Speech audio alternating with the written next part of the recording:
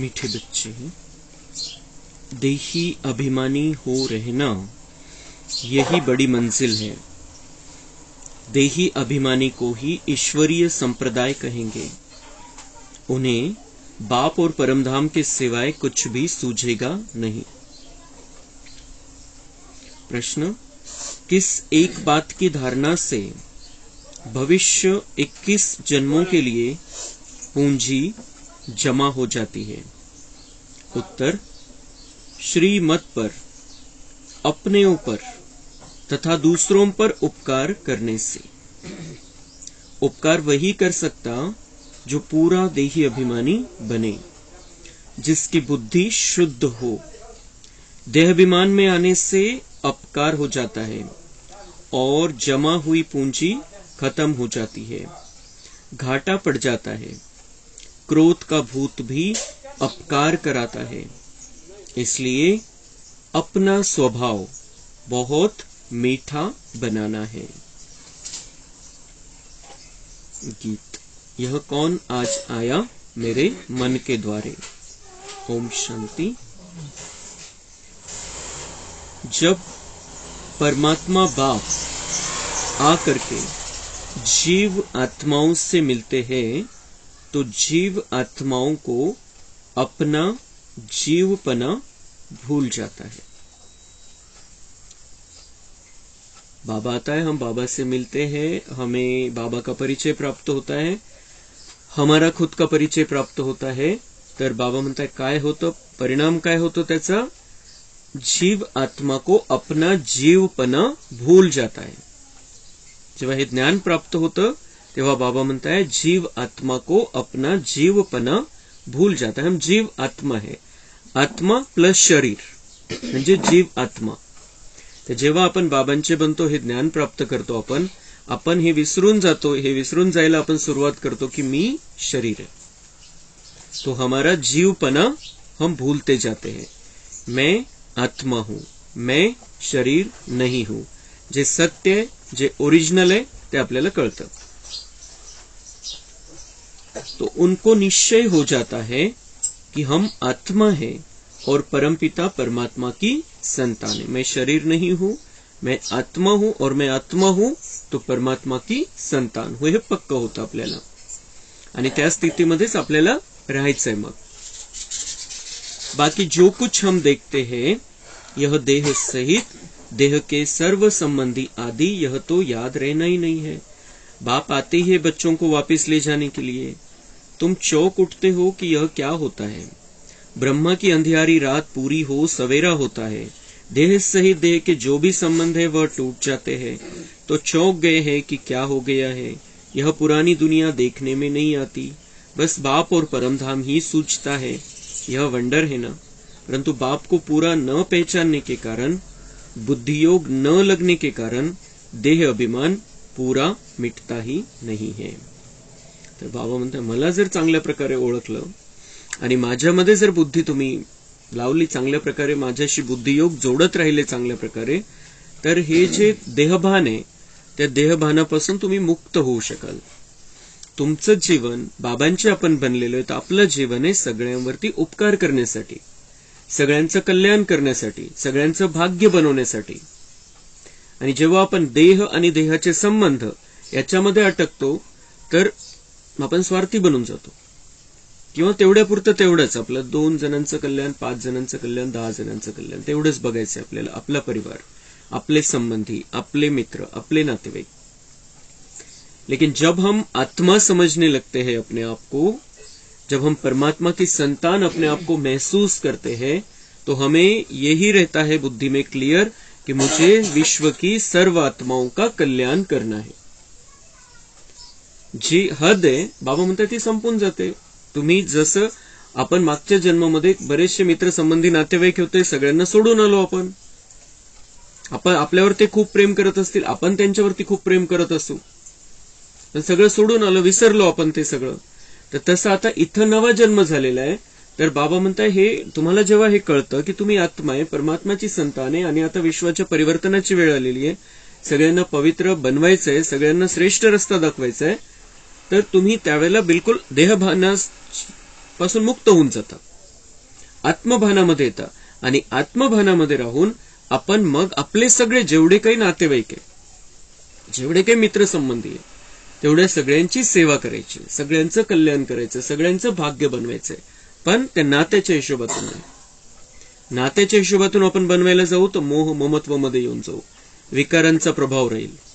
आणि म्हणून बाबांची ही शिकवण आहे की आता तुम्ही स्वतःला आत्मा समजून, परमात्म्याची संतान समजून, देहसहित देहाच्या सर्व संबंधांना विसरून, स्वतःला आत्मा समजून, तुमच्या सगळ्या संबंधियांना आत्मा समजून त्यांचं कल्याण करा, या विश्वाचं कल्याण करा. तर ते बाबा म्हणतात ते व्हायला पाहिजे. आता ते परिवर्तन व्हायला पाहिजे.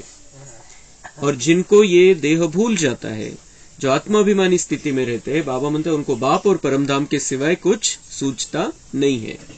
बाबा याद रहेगा और अभी हमें घर जाना है, ये याद रहेगा. बाबा याद रहेगा तो शक्ति आएगी हमारे अंदर. बाबा याद रहेगा तो बाबा के बच्चों की हमें सेवा करनी है, ये याद रहेगा. सेवा के लिए हमारा ये जीवन है, ये बुद्धि में रहेगा. और दूसरी बात रहेगी कि मुझे घर जाना है. तो घर जाना है तो कैसे जाना है? सच कर सवर कर जाना है. आपल्याला स्वतःला स्वतःचा शृंगार करून घेऊन चालायचंय. आज मराठी नववर्ष दिन आहे, गुढीपाडवा आहे. ते गुढीपाडवा आपली यादगार आहे. ते गुढी उभारतात ती कशाची यादगार आहे की आपण स्वतःला आत्मिक शृंगार करवला होता, स्वतःचा आत्मिक शृंगार आपण केला होता, आत्मारूपाने आपण सजलो होतो, त्याची यादगार म्हणून गुढीपाडवा मनवला जातो. तर आपल्याला हे पक्क करायचं, आज नववर्ष आहे, मराठी नववर्ष दिन आहे. आपल्याला पक्क करायचं की मला आता नवं बनायचंय, मला आता स्वतःला आत्मा समजून आत्म्याला सजवायचंय, शृंगार करायचंय मला ज्ञान, गुण आणि शक्तीने. हे पक्क करायचंय. आपली यादगार दुनियावाल्यांनी खूप सारे बनवून ठेवलेले संगम युगामध्ये जे काही केलेले त्याच्यानुसार द्वापर युगानंतर अनेक सणवार जे काही बनले गेले, सगळे आपण जे काही केलेले बाबांच्या बच्चांनी संगम युगामध्ये, ते त्यांना जसं जसं आठवलं द्वापर नंतर तसं तसं त्यांनी हे दिवस ठेवले, वेगवेगळे सण उत्सव ठेवले. ही आपली यादगार आहे. तर आपल्याला ते तसं रिपीट करायचंय पुन्हा. आपण ते सगळं केलं होतं म्हणून ते सण उत्सव मनवताय. आपल्याला आता स्वतःला आज गुढीपाडव्याच्या दिवशी आपल्याला हे पक्क करायचंय की मला आता आत्मिक स्थितीमध्ये राहायचंय. सुंदर आत्मा आहे मी, अति सुंदर आत्मा आहे. आणि मला जे माझ्यावरती फक्त ती धूळ साचलेली आहे तिला समाप्त करायचंय. जी व्यर्थची धूळ आहे, जी विकारांची धूळ आहे, जी देहभानाची धूळ आहे, तिला साफ करायचंय फक्त. तो मैं सुंदर प्युअर आत्मा फिर से बन जाऊंगा. स्वतःला आपल्याला हे सांगावं लागेल, शिकवावं लागेल. तेव्हा त्या अर्थाने तशा पद्धतीने आपल्याला हा आजचा गुढीपाडवा साजरा करायचा आहे. जब देही अभिमानी बने तब ईश्वरीय संप्रदाय कहे. भगवान उवाच, गीता में भी भगवान उवाच है ना, यह है आसुरी संप्रदाय. बाबा म्हणतात जब आप देही अभिमानी बनोगे तो ईश्वरीय संप्रदाय. जोपर्यंत देहभान आहे तोपर्यंत बाबा म्हणताय आसुरी संप्रदायामध्येच आहे.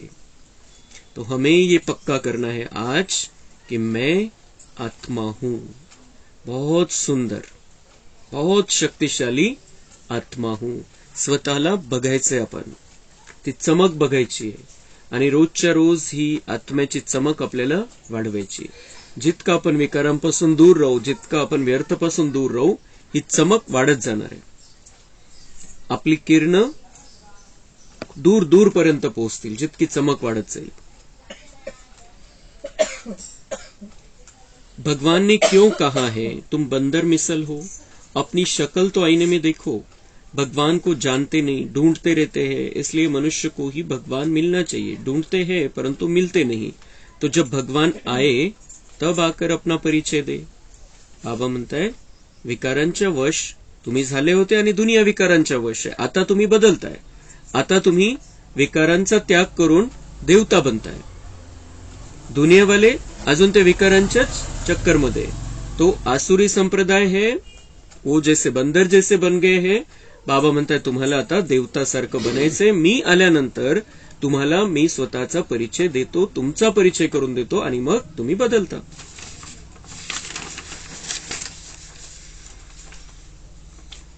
देह अभिमान आया तो फिर जैसा बंदर हो जाता, फिर वह मंदिर लायक बन न सके. देहभानामध्ये आलो आपण तर बाबा म्हणतात जैसे बंदर जैसे बन गए, क्योंकि बंदर में विकार आहे. म्हणून बाबा ते माकडाचं उदाहरण घेत असतात, कारण त्याच्यामध्ये विकारांची भरमार आहे. सगळे विकार आहे, काम क्रोध लोभ मोह अहंकार सगळे विकार आहे त्याच्यामध्ये. म्हणून ते उदाहरण बाबा घेत असतात. तर बाबा म्हणताय कि तुम्हें अब बंदर नहीं, अभी तुम्हें मंदिर लायक बनना है. मंदिर में पूजने लायक बनना है. मंदिर की जैसे मूर्ति जैसे बन जाना है. तुम्हारी यादगार में वो लोग आज तक पूजा कर रहे हैं, आज तक आरती कर रहे हैं, आज तक भक्ति कर रहे हैं, क्योंकि तुम संगम युग में ऐसे बने थे. और सतयुग त्रेता में तुम्हारा जीवन निर्विकारी जीवन था, और इसलिए वो आज तक भक्त आत्माएं आपसे शांति ले रहे हैं, सुख ले रहे हैं आपकी मूर्तियों के द्वारा. तो अभी तुम्हें उन्हें डायरेक्ट देना है. आपण विकारांमध्ये विकारांच्या वश होऊन राहूच शकत नाही. आता आपण मंदिरामध्ये पूजण्यालायक मूर्ती बनतोय. तुम जानते हो मंदिर लायक देवी देवताएं ही बनते हैं, उन्हों के लिए ही मंदिर बनाया जाता है. सतयुग में तो सारी दुनिया को शिवालय कहा जाता है, सभी मंदिर में रहते हैं. बाबा म्हणतात इथं द्वापर नंतर मंदिरामध्ये कारण घरामध्ये पवित्रता नाही राहिली, विकारांचं राज्य यायला सुरुवात झाली, आणि म्हणून मंदिर बनवायची गरज पडली वेगळे. सतयुग जे बाबा आपल्याला बनवून देतोय, बाबा म्हणतात वो पूरा ही शिवालय है. ते संपूर्ण शिवानी बनवलेली दुनिया आहे, आणि ती संपूर्ण दुनियाच मंदिर आहे. संपूर्ण दुनियाच, म्हणून तिथं मंदिर नाही. सतयुग आणि त्रेतायुगामध्ये मंदिर नसण्याचं कारण की सगळेच देवी देवता आहेत, तिथं राहणारे सगळेच देवी देवता आहे, आणि तिथलं जे वातावरण आहे ते मंदिराचं लायक पवित्र वातावरण आहे, संपूर्ण दुनियेमधलं वातावरण. आणि म्हणून बाबा म्हणताय सभी वहां पर जैसे मंदिर में रहते. मग कोणासाठी कोण मंदिर बनवेल? सगळेच मंदिरामध्ये राहत आहे. पण जेव्हा द्वापर नंतर जेव्हा विकार आले, घरामध्ये विकार आले, तेव्हा मग बाहेर मंदिर बनवावे लागले. सृष्टि ही पवित्र मंदिर बन जाती है, विश्व शिवालय बन जाता है, जिसमें यथा राजा रानी तथा प्रजा सब पवित्र रहते हैं. सगळेच पवित्र राहतात तिथे, राजा राणी सहित लास्ट लेवलच्या प्रजेपर्यंत कोणाच्याही जीवनामध्ये विकार नाहीये, सगळे पवित्र राहतात. तो कोई को बड़ा युक्ति से समझाना होता है. चूहा काटता भी है फिर फूंक भी देता रहता है, उनमें यह अकल है. तो बाबा म्हणताय उंदीर चावतो तो समजत पण नाही, फुंकर पण घालतो तो. तसं तुम्हाला कोणाला समजून सांगायचंय तर असं कडक भाषेमध्ये किंवा त्याचं बिलकुल त्याचं इज्जत न ठेवता तुम्ही कोणाशी नाही बोलायचंय. उंदराकडून शिका बाबा म्हणताय. उनमें भी यह अक्कल है. कोई सन्यासी आदि आए तो पहले युक्ति से उनकी महिमा करनी चाहिए. बाबा शिकवताय कशा प्रकारे फुंकर घालायची. सगळ्यात पहिले कोणी येईल तुमच्याकडे, कोणी मोठा असू दे, किती मोठा साधू संन्यासी असू द्या, त्यांची महिमा करायला पाहिजे. पहिले त्यांची महिमा करा, पहिले फुंकर घाला बाबा म्हणताय, मग चावायचंय. तो उनकी महिमा करनी चाहिए. आओ सन्यासी जी, आप तो बहुत अच्छे हो जो सन्यास किया है, घर बार छोड़ा है. तुमको मालूम है 2 प्रकार का सन्यास है. त्यांना कसं सांगायचंय? बाबा म्हणताय 2 प्रकारचं. तुम्ही चांगलं केलंय, घर सोडलेलं आहे, पवित्र राहताय, चांगलं केलेलं आहे तुम्ही, पण 2 प्रकारचे सन्यास आहे. त्यांना जे सत्य आहे आपल्याला ते सांगायचंय, फक्त बाबा ती पद्धत सांगतो कसं सांगायचंय, त्यांचा मान ठेवून. तुमको मालूम है 2 प्रकार का सन्यास है. एक है घर बार छोड़ने का सन्यास, दूसरा है घर बार न छोड़ने का सन्यास. तर तेवढा वेळ जर आपल्याकडे असेल, कोणी साधू संन्यासी आहे तो जर बसायला तयार असेल, आपल्याकडे वेळ असेल, त्याच्याकडे वेळ असेल, तर मग बाबा म्हणतात असं स्टेप बाय स्टेप व्यवस्थित तुम्ही समजवा त्यांना. बाबा 2 दिवसापासून आपल्याला सांगताय कसं कोणाला समजवायचंय. आज विशेष बाबा सांगताय सन्यासी, साधू सन्यासी, संत कोई भी है, उनको ये बात समझानी. आपण पण सन्यासी आहे, ते पण सन्यासी आहे. आपला संन्यास श्रेष्ठ है, पण त्यांना कसं समजून सांगायचंय. तुमको मालूम है 2 प्रकार का संन्यास है. एक है घर बार छोड़ने का संन्यास, दूसरा है घर बार न छोड़ने का संन्यास. 2 प्रकारचे, एक घर सोडून जायचं आणि एक घरामध्ये राहायचं. 2 प्रकारचे संन्यास आहे. गृहस्थ व्यवहार में रहते राजयोग सीख स्वर्ग का मालिक बनना होता है. घरामध्ये राहून राजयोग शिकून स्वर्गाचा मालिक बनू शकतो. बाबा म्हणतात त्यांना हा फरक सांगा. तुम्हारा हे घरबार छोडणे का. आम्ही घरामध्ये राहतोय, घरामध्ये राहून राजयोगाचा अभ्यास करतोय आणि त्या आधाराने आम्ही स्वर्गामध्ये जाणार आहे, स्वर्गाचा मालिक बनणार आहे. तुमचा संन्यास आहे घर सोडण्याचा. सभी तो नहीं छोड़ेंगे, प्रवृत्ति मार्ग है. तुमने प्रवृत्ति में रहते हुए फिर 5 विकारों का संन्यास नहीं किया है, हम कर रहे हैं. बाबा म्हणतात त्यांना सांगायचंय प्रवृत्ती म्हणजे संसारामध्ये राहत असताना तुम्ही 5 विकारांचा संन्यास नाही केलेला आहे. संसारामध्ये राहत असताना पण आम्ही करतोय, आम्ही घरामध्येच राहतोय आमच्या, आम्ही हा 5 विकारांचा संन्यास करतोय. का बरं करू शकतोय. बाबा म्हणतात त्यांना सांगा हमको मदद मिल रही है परमपिता परमात्मा की. हम डायरेक्ट परमात्मा की मदद से अपने ही घर में रहते हुए 5 विकारों का संन्यास कर रहे हैं. बाबा म्हणतात तुम्ही नाही करू शकले कारण तुम्हाला परमात्म्याची मदत नाही मिळाली. डायरेक्ट तुम्ही परमात्म्याला नाही ओळखलं किंवा परमात्म्याचं ज्ञान तुम्हाला नाही प्राप्त झालं आणि म्हणून तुम्हाला घर सोडून मग ते 5 विकारांचा संन्यास करण्यासाठी मेहनत करावी लागली. आम्ही गृहस्थ मध्येच राहतोय आमच्या आणि इथं आम्हाला डायरेक्ट परमेश्वराची मदत मिळते म्हणून आम्ही 5 विकारांपासून दूर राहतोय. असं खूप व्यवस्थित बाबा म्हणतात त्यांना समजवा. ऐसे गृहस्थ व्यवहार में रहते 5 विकारों का संन्यास करने से हम स्वर्ग का मालिक बनेंगे. सतयुग में देवी देवताएं पवित्र थे, अभी नहीं है. कलयुग के बाद फिर सतयुग आना है. बाप ही आकर सतयुग स्थापन करते हैं. प्रवृत्ति में रहते कमल फूल समान पवित्र बनाते हैं. तुम कहते हो आग कापूस इकट्ठे रह नहीं सकते हैं, परंतु यहां रहते हैं. बाबा म्हणताय आम्ही राहू शकतो विकारांच्या शिवाय, कमळाच्या फुलासारखं. आग आणि कापूस स्त्री पुरुष एकत्र राहून बाबा म्हणताय पवित्र राहू शकतात इथं, कारण आम्हाला परमेश्वराची ताकद मिळते. तुमच्याकडे ती ताकद नाहीये, तुम्हाला परमेश्वराशी कनेक्शन नाहीये तुमचं, म्हणून तुम्ही सोडून मग तुम्ही ती मेहनत केली. तुम्ही खूप चांगलं केलं, मेहनत केली, पुरुषार्थ केला, 5 विकारांपासून दूर राहते. आपल्याला माहिती दूर नाहीये, काही ना काही विकार आहेच त्यांच्यामध्ये, पण तरी बाबा म्हणतात तुम्हाला हे स्पष्टपणे समजवायचंय या राजयोगाच्या माध्यमातून काय परिवर्तन होऊ शकतं, या राजयोगाच्या माध्यमातून आपण कसे स्वर्गाचे महाराजा महाराणी बनू शकतो हे त्यांना समजवायचंय. तर बाबा म्हणतात त्यांची महिमा करत करत तुम्ही त्यांना हे स्पष्टपणे सांगा, कारण त्याच्याशिवाय ते ऐकूनच घेणार नाही त्यांची महिमा नाही केली तर. कारण भक्त लोक तर त्यांची किती महिमा, त्याचं लिमिट नाहीये किती महिमा गातात. मग आपण जर असंच डायरेक्ट त्यांना सांगायला सुरुवात केली तर ते ऐकून नाही घेणार आपलं. म्हणून बाबा म्हणताय अशा पद्धतीने सांगा तुम्ही. तुम्हारे पास प्राप्ति की एम ऑब्जेक्ट तो कुछ है नहीं. मग स्पष्टपणावर यायचंय, आधी महिमा करून मग स्पष्टपणावर यायचंय. बाबा म्हणतात त्यांना सांगा की तुमच्याकडे काही उद्देश नाहीये जीवनाचा. तुमचा संन्यास जो आहे त्याच्यामध्ये उद्देश नाही, आमच्या संन्यासामध्ये उद्देश आहे, लक्ष्य आहे एक बुद्धीमध्ये की आम्हाला देवी देवता बनायचंय, आम्हाला लक्ष्मीनारायण सारखं बनायचंय.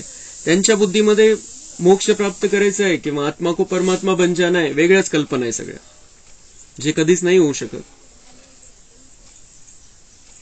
तो बेहद का बाप जब आते हैं तब पुरानी सृष्टि का विनाश और नई सृष्टि की स्थापना हो जाती है. यह ज्ञान हमको मिलता ही है नई दुनिया के लिए. बाप कहते हैं देह से जो भी तुम्हारे संबंध आदि है सबको भूल अपने को देही समझ मुझे याद करो. यह हमारा राजयोग है सतो प्रधान. अब तो है तमो प्रधान, फिर तमो प्रधान से सतो प्रधान सृष्टी जरूर बननी है. तर बाबा म्हणताय की त्यांना सांगा की हे कशा प्रकारे तुम्ही करता राजयोग. देह से देह के सब संबंध भूल अपने को आत्मा समझकर हम परमात्मा को याद करते हैं, और फिर ये जो ज्ञान है ये हमें नई दुनिया के लिए भगवान दे रहा है. नई दुनिया में कैसे रहना है वहां जाकर, इसके लिए ये ज्ञान दे रहा है. तो हम यहाँ पर ही देवी देवता जैसे बन जाते हैं, बिना विकारों के रहते हैं जीवन में. जीवन में किसी विकार का हम आधार नहीं लेते हैं, संसार में रहते हैं, सभी कलयुगी मनुष्य आत्माओं के बीच रहते हैं, लेकिन हम यहाँ पर रहते हुए इस दुनिया में रहते हुए कमल के फूल समान रह सकते, क्योंकि राजयोग से हमें ताकत मिलती है। तो अब तो है तमो प्रधान, फिर तमो प्रधान से सतो प्रधान सृष्टि जरूर बननी है। सतो प्रधान बनाने वाला रचयिता बाप ही ठहरा। हम उस बेहद के बाप से यह सीख रहे हैं, भगवान एक है, भगवान रहते ही है परम धाम में, हम आत्माएं भी वहां रहती है। ऐसे रिफाइननेस से समझाना है, त्यांना समजायचे कि भगवान एक है, उनकी बुद्धी में है अनेक भगवान है, अनेक परमात्मा है। काही काहींच्या बुद्धीमध्ये असं भरलेलं आहे। और सब आत्मा जितना जितना जो पुरुषार्थ करेगा, अच्छा पुरुषार्थ करके हर आत्मा परमात्मा बन सकती है। इथपर्यंत त्यांची ते बुद्धी, बाबा म्हणतात त्याला पत्थर बुद्धी बनलेली आहे। तो लेकिन उनको हमें सत्य तो समझाना पड़ेगा कि असं नाहीये, तुम्ही जे समजता तसं नाहीये। आम्हाला परमेश्वराने सत्य सांगितलेलं आहे आणि तो परमेश्वर एकच आहे, ज्याची सगळे आठवण करतात, हे भगवान तू आ जा। तो वो एक को ही बुलाते हैं, एक ही बुद्धि में है कि कोई एक ऊपर है। तो वो भगवान एक ही है। वो कहाँ रहता है? परम धाम है ऊपर, परम धाम में वो रहता है, जिसको वो लोग मोक्ष कहते हैं। वो परम धाम में रहता है और सभी आत्माएं वहां से नीचे आई है। कहां से आए हैं, कहां जाना है, किसी को मालूम नहीं है। पण संन्यासांना पण माहिती नाही। बाबा म्हणतात त्यांना पण समजून सांगा की परमधाम परमेश्वराचं राहण्याचं ठिकाण आहे आणि तेच आपण आत्म्यांचं घर आहे। आपण तिथून इथं आलेलो आहे, अनेक जन्म इथं पार्ट बजावला मनुष्य शरीरामध्येच, आणि आता परत घरी जात असतो आपण 5000 वर्षानंतर, तिथं विश्रांती घेऊन पुन्हा पार्ट बजावण्यासाठी खाली येत असतो। परमधाम परमेश्वराचं पण घर आहे, आपलं पण घर आहे, तिथून इथं आलेलो आहे, तिथं परत जायचं। भल कोई बच्चे कहे हम याद करते हैं, परंतु बाबा मानते नहीं। मग संन्यासी सोडून दिले, बाबा बच्च्यांवरती आले। बाबा म्हणताय भल कोई बच्चे कहे हम याद करते हैं, परंतु बाबा मानते नहीं। बाबा म्हणताय मैं नहीं मानता तुम याद करते हो मुझे। का? अगर तुम याद करते हो तो बुद्धि शुद्ध होनी चाहिए और धारणा अच्छी होनी चाहिए। अगर तुम मुझे याद करते हो तो बुद्धि बिल्कुल शुद्ध होनी चाहिए, कोई किचड़ा नहीं रहना चाहिए, कोई व्यर्थ नहीं रहना चाहिए बुद्धि में। अगर तुम मुझे एक्यूरेट याद करते हो तो बाबा म्हणते हैं बुद्धि बिल्कुल शुद्ध होनी चाहिए और धारणा होनी चाहिए। हा परिणाम झाला पाहिजे, आपण जी बाबांची आठवण करतोय त्याचा हा परिणाम दिसला पाहिजे, झाला पाहिजे की बुद्धी बिल्कुल स्वच्छ शुद्ध, काहीही कोणाविषयी काही पकडून ठेवलेलं नाहीये, द्वेष नाहीये कोणाचा, कोणत्याही विकारांची ती भावना नाहीये, आणि संपूर्ण रीतीने आपण गुण धारण करतोय। हे झालं पाहिजे हा परिणाम। तर ती आहे एक्युरेट बाबांची आठवण। धारणा है तो फिर करानी भी है। मग बाबा म्हणतात तुम्ही धारणा करताय तर दुसऱ्यांना पण तो रस्ता दाखवायचा, जबरदस्ती नहीं पण रस्ता तो दाखवायचा है। उपकार करना है। तुम जानते हो बाप आकर सब पर उपकार करते हैं। माया रावण अपकार करते हैं, बाप आकर एक ही बार इतना उपकार करता है जो 21 जन्म हमारा उपकार हो जाता है। बाबा येऊन आपल्यावरती उपकार करतो। मायेने अपकार केला, मायेने आपलं नुकसान केलं, मायेने आपलं नशीब बिघडवून टाकलं, पण बाबा येऊन आपलं नशीब बनवतो पुन्हा। उपकार कहो अथवा कृपा आशीर्वाद आदि जो कहो, द्वापर में फिर अकृपा शुरू हो जाती है। रावण अपकार करते हैं, श्रीमत से तुम कोई का भी उपकार कर सकेंगे, फिर देह अभिमानी बना तो अपकार करना शुरू कर देंगे। बाबा म्हणते तुम्ही श्रीमतवर चालाल तर सगळ्यांवरती उपकार करू शकाल, पण श्रीमतवर चालणं म्हणजे देही अभिमानी बनणं, आत्माभिमानी स्थितीमध्ये राहणं, आत्माभिमानी स्थितीमध्ये राहून समोरच्याला आत्मा समजून आपण त्याला मार्गदर्शन देणं, रस्ता दाखवणं। आणि जेव्हा आपण देहभानामध्ये येऊन रस्ता दाखवतो, बाबा म्हणतात वो अपकार हो गया, उपकार नाही उलट झालं। उपकार करने से भविष्य 21 जन्मों के लिए पूंजी जमा होती है। अगर हम दूसरे पर उपकार करते हैं, उसको ये रास्ता बताते हैं, भगवान का बनने का रास्ता बताते हैं, तो बाबा म्हणता है 21 जन्मों के लिए वो भी अपनी पूंजी जमा कर सकता है। तोही आपलं खातं चांगल्या प्रकारे पुण्याचं खातं जमा करून जाऊ शकतो आणि तुमचं पण 21 जन्माचं खातं जमा होईल, तर आपलंही कल्याण त्यांचंही कल्याण। अपकार करने से जो जमा हुआ होता वह भी खत्म हो जाता है, पण उल्टा रस्ता दाखवला आपण, देहभानाचा रस्ता दाखवला तर बाबा म्हणतात जमा केलेलं पण मायनस होऊन जाईल. जबकि उपकार करना जानते हैं तो करना है. बाबा म्हणते पता है उपकार क्या है, कैसे उनको ये रास्ता बताना है, उनको ईश्वरीय मार्ग पर चलाना है. उपकार करना जानते हैं तो उपकार करना है उन पर, भले ही वो सुने न सुने, उनका भाग्य है, उनका पार्ट है. जबरदस्ती किसी को भी नहीं है. लेकिन बाबा म्हणते हैं तुम्हारा काम है उपकार करना, रास्ता बताना, उनके लिए शुभ भावना रखना. उनमें अगर कोई हिम्मतहीन हो गया है, कमजोरी आ गई है, तो उसमें हिम्मत भरना, उसे ताकत देना, उसे भगवान से जोड़ कर रखना किसी न किसी तरीके से. तो बाबा म्हणते हैं जानते हैं कैसे उपकार कर सकते हैं, उपकार जरूर करना है. किसी पर भी हमें अब अपकार नहीं करना है. किसी को भी, किसी के भी प्रति मन में हमें दुर्भावना नहीं रखनी है किंवा कोणाविषयी हा विचार नाही करायचा आहे की हा बाबाचा बच्चा नाही बनू शकत, हा नाही चालू शकत ज्ञान मार्गामध्ये, अशी कोणाविषयी आपल्याला भावना नाही ठेवायची आहे. बाबा म्हणता है उपकार करना जानते हैं तो उपकार करना है. और उपकार करना इसका मतलब एक तो रास्ता बताना और साथ में शुभ भावना रखना. उपकार करना नहीं जानते हैं तो जरूर अपकार ही करेंगे आसुरी मत पर. जर त्याच्या विरुद्ध होईल मग बाबा म्हणता है फिर आसुरी मत, विकारों की मत पर उनके बारे में सोचेंगे, उनको वैसा ही रास्ता दिखाएंगे. मनुष्य हर एक दो पर अपकार ही करते हैं, काम कटारी चलाते हैं. बाप को भूला, उपकार करना भूला तो फिर अपकारी जरूर बनेगा. सेकंद में उपकार, सेकंद में फिर अपकार कर देते. बाबांना विसरलं तर काहीतरी उलट होऊन जाईल. आणि बाबांच्या आठवणीमध्ये तर आपण योग्यच रस्ता दाखवणार, बिना विकारांचाच रस्ता त्यांना दाखवणार. मनुष्य पर अपकार ही करते हैं, उपकार कोई कर न सके.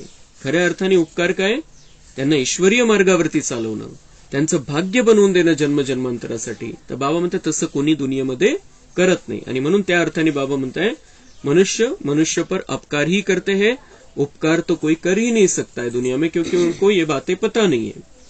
उपकार कोई कर न सके जब तक श्रीमत पर न चले. श्रीमतच भेटलेले नाहीये त्यांना, तर ते कसं उपकार करू शकतील दुसऱ्यांवरती. आणि श्रीमत काय सांगते की कसं या ईश्वरीय रस्त्यावरती चालायचंय, कसं स्वतःला आत्मा समजायचंय, कसं परमात्म्याची आठवण करायची, कशी धारणा करायची, कशी सेवा करायची, ही श्रीमत है. तो जब तक श्रीमत पर कोई नहीं चलता है उसका उपकार भी नहीं हो सकता है, नहीं हो सकता है उसका कल्याण.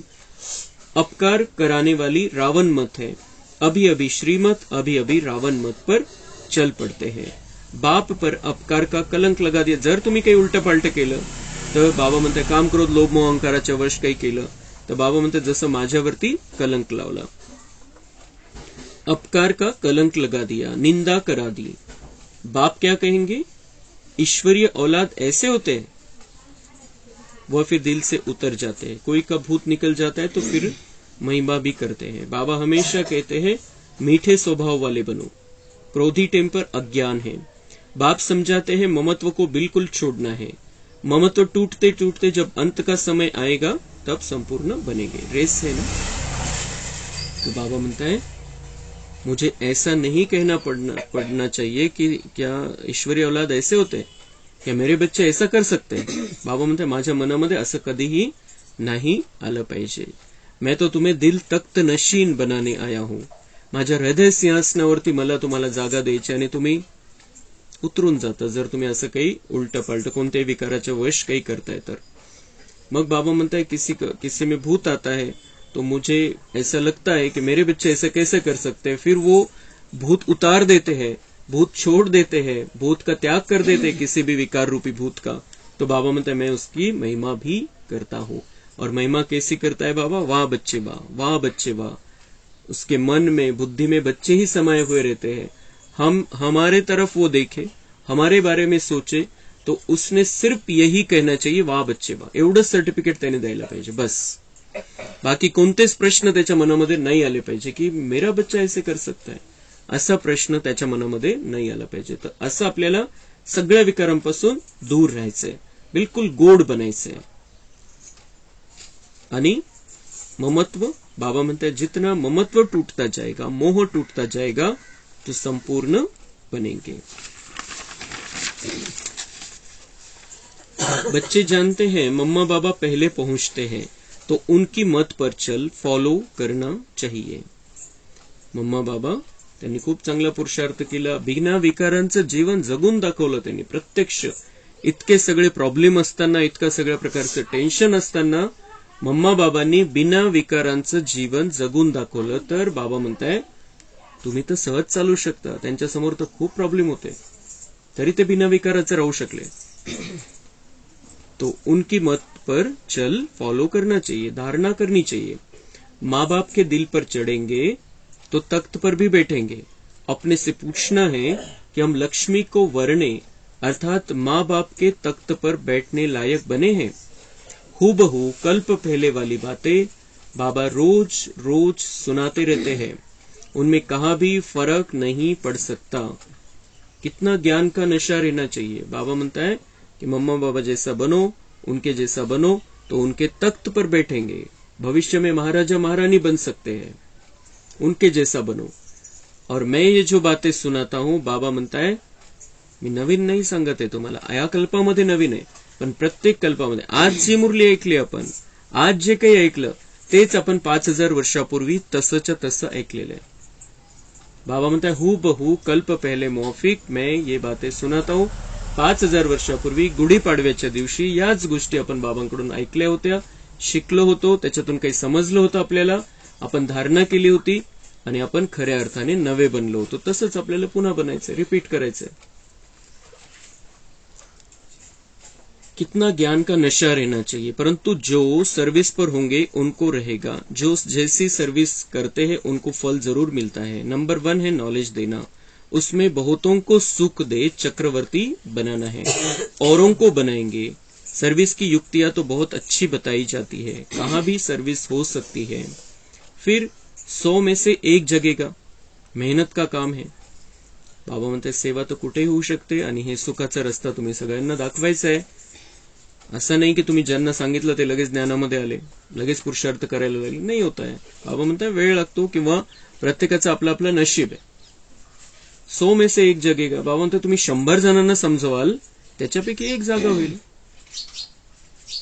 तो ये मेहनत का काम है, लेकिन ये मेहनत हमें सुख देने वाली है, हमें सुख देने वाली. आपण कोणालाही समजवलं, चांगला रस्ता दाखवला, आपल्याला तर बरं वाटतं, कमीत कमी तो येईल न येईल त्याचं भाग्य, पण आपल्याला तर बरं वाटतं कोणाला 4 गोष्टी चांगल्या सांगितल्या तर. बाबा म्हणताय समझाओ सभी को कि अभी भगवान इस धरती पर आ गया है, उसके जाने का समय हो गया है और वो यहाँ पर अभी सृष्टि की स्थापना हो रही है, नई सृष्टि की स्थापना हो रही है और आपको भी उस सृष्टि में चलना है, देवता बनना है. तो आप भी इस ज्ञान को प्राप्त करो और भगवान से राजयोग के माध्यम से जुड़ जाओ. बाबा म्हणतात त्यांना तुम्ही हा सुखाचा रस्ता दाखवा.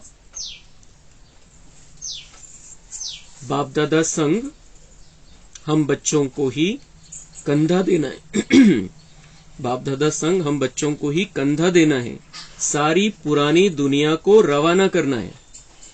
बाबा म्हणताय खांदेकरी बनायचे या सगळ्या दुनियेसाठी, सगळ्या दुनियेला खांदा द्यायचा, सगळ्यांना घेऊन चालायचंय. बाबा घेऊन जाण्यासाठी आलेला आहे सगळ्यांना, तर त्यांना खांदा देणारे बनायचंय, खांदेकरी बनायचंय. लेकिन कैसे, उनको कैसे लेकर जाना है, उनको पहले सुख का रास्ता बताना है, देहबान की मिट्टी से निकालना है, उनको कबर से जगाना है. सगळे त्या देहबानाच्या कबरीमध्ये झोपलेले, त्यांना जागं करायचंय, कुंभकर्णांना जागं करायचंय, त्यांना हा रस्ता दाखवायचा आहे, बाबांशी जोडायचा आणि मग त्यांना खांदा देऊन घरी परत घेऊन जायचंय. अच्छा, मीठे मीठे सिके लधे बच्चों प्रति मात पिता बाप दादा का याद प्यार और गुड मॉर्निंग. रूहानी बाप की रूहानी बच्चों को नमस्ते. हम रूहानी बच्चों की रूहानी बाप दादा को याद प्यार गुड मॉर्निंग नमस्ते. वहां बाबा वहां, शुक्रिया बाबा शुक्रिया. धारणा के लिए मुख्य सार है, कभी भी रावण की मत पर चल देह अभिमान में आकर बाप का अपकार नहीं करना है, निंदा नहीं करानी है.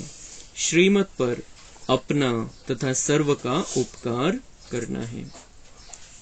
क्रोध का भूत प्रवेश होने नहीं देना है, बहुत मीठा स्वभाव बनाना है, युक्ति से सेवा करनी है. वरदान है, संपर्क में आने वाली आत्माओं को सदा सुख की अनुभूति कराने वाले मास्टर सुखदाता भव। आप सुखदाता के बच्चे मास्टर सुखदाता हो, इसलिए सुख का खाता जमा करते रहो।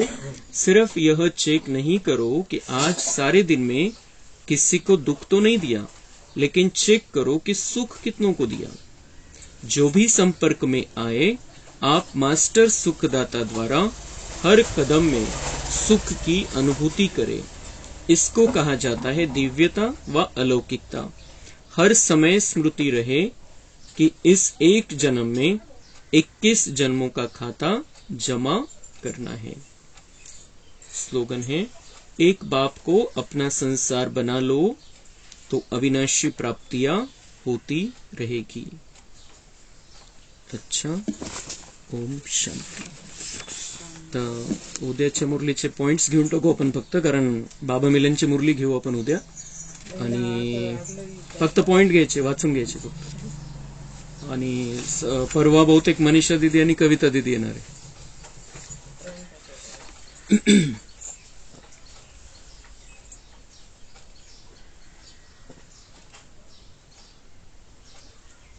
ओम शांति।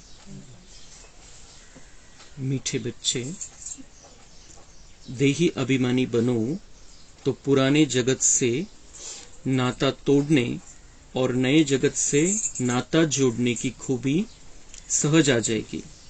एक बाप से लव जुट जाएगा। आजच्या मुरलीशी कनेक्टेडच पॉइंट आहे, त्या हिशोबाने आपण त्याच्यावरती चिंतन करायचंय।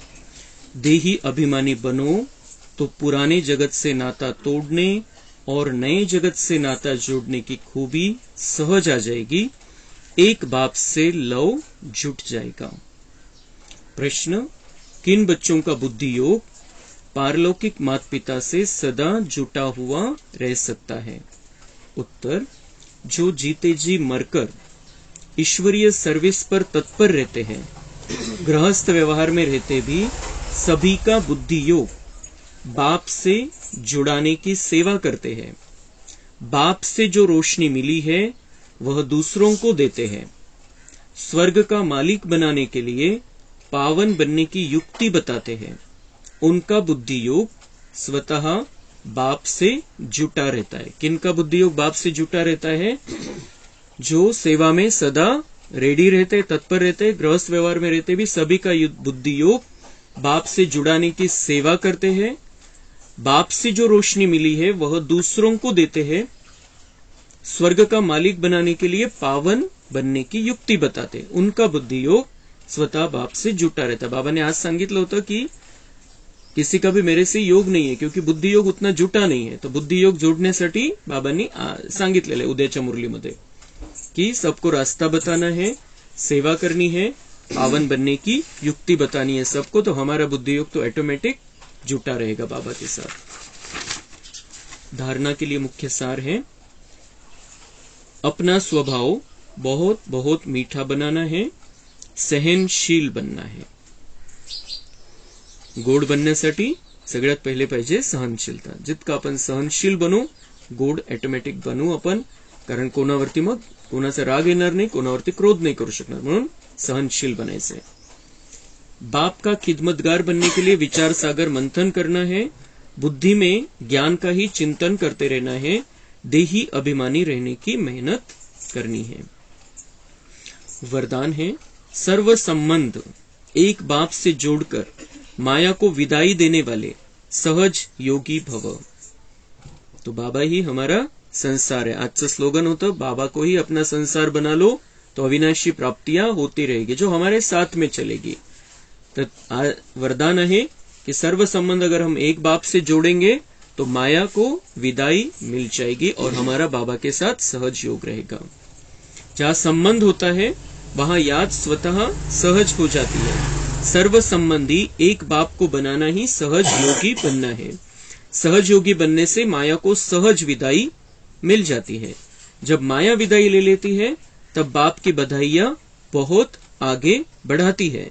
जो हर कदम में परमात्मा दुआएं, ब्राह्मण परिवार की दुआएं प्राप्त करते रहते हैं, वह सहज उडते रहते हैं।